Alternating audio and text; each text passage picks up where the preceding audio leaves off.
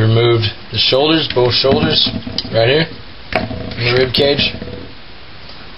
And we removed some belly fat. Some people fry up this belly fat, they cook it, but if you're making stew, it'd be good, but it's just not that much, so I usually just give it to the dogs. Next thing we're going to do is we're going to take the rear legs off. In the same pattern as we did with the front shoulders. It's going to go on the hip, like we did on the scapula there, and just cut it off. And the hip is going to follow the spine, as such.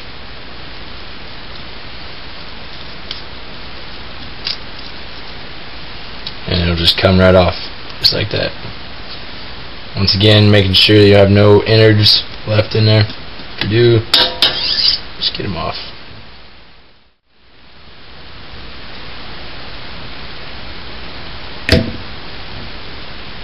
Same thing with the other side. Right down the spine.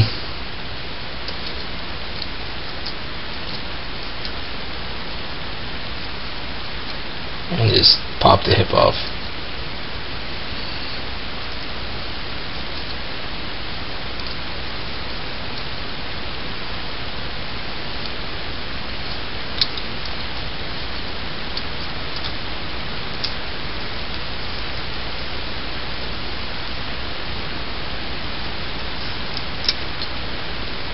Now you have your rear legs as well. Now the piece we're left with right here is the rib cage and the loins, the back loin right here. All we're going to do is right at the base of the rib cage, right where it's already folded over, because when I was pulling it broke the spine. I was skinning it. We're just going to get the rib cage off. Now we have the loins, ribs, and all the quarters, the extremities, and the belly fat. Like I said, we're just going to give this belly meat to the dog. But now you have it all quartered up. Now rinse it off.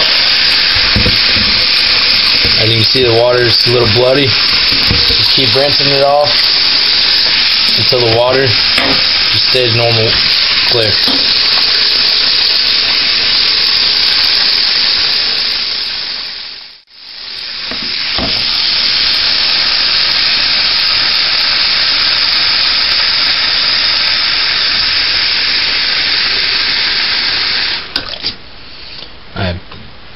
Once the water is clear, you're going to put enough water into this bowl that all the squirrel meat stays submerged. You don't want any piece sticking out, because if that piece is sticking out, it's going to turn all leathery and you're not going to be able to eat it. Now that I have the squirrel cut up and completely submerged, what I will do is I will take pickling salt or canning salt, not iodized salt, and I will pour probably about 2 or 3 tablespoons in there. In this water and make a salt solution. This will draw all the gaminess taste out of the animal by taking all the blood, well, not all the blood, most of the blood from the meat. I'll keep it in there for no more than 24 hours, and I'll change the water twice, so 2 12-hour periods.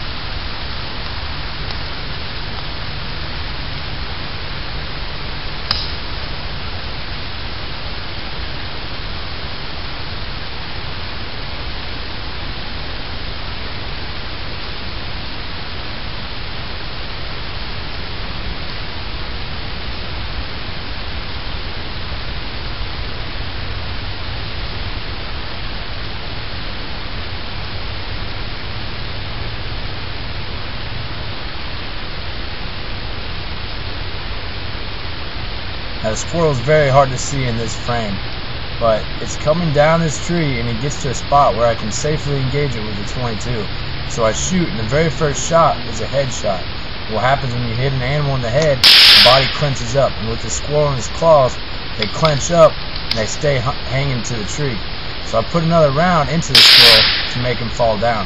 But you can wait a couple seconds, a few seconds, and the squirrel will loosen up its grip and fall to the ground. But I just didn't want to hang it up there anymore, so I put another round in it. Good morning, guys. I'm Logan Froman with Backwoodsman Institute. Today I'm back home in Indiana.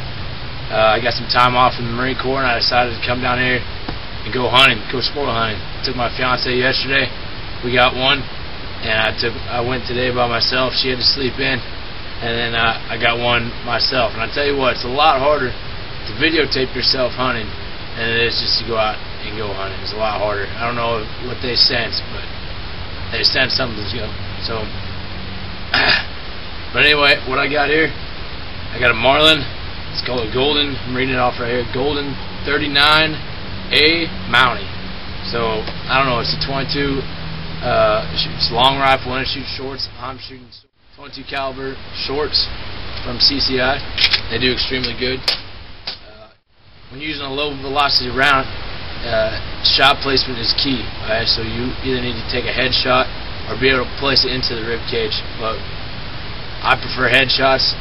Sometimes you always don't get them, but more than likely, you know, if you trust yourself and trust your gun, you zero it into you, you can get headshots more often than not.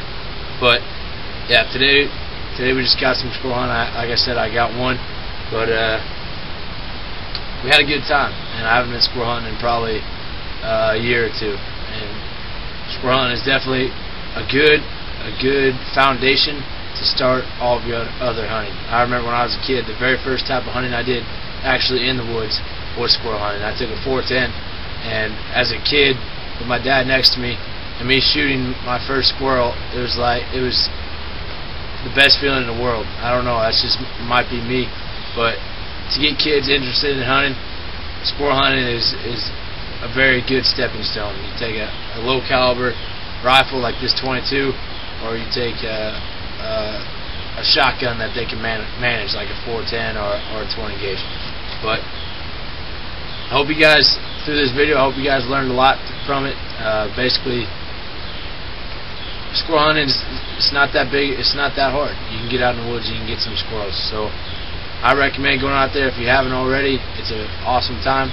Get out there, practice your skills, hone them down, and keep getting in the woods. I'll catch you in a bit.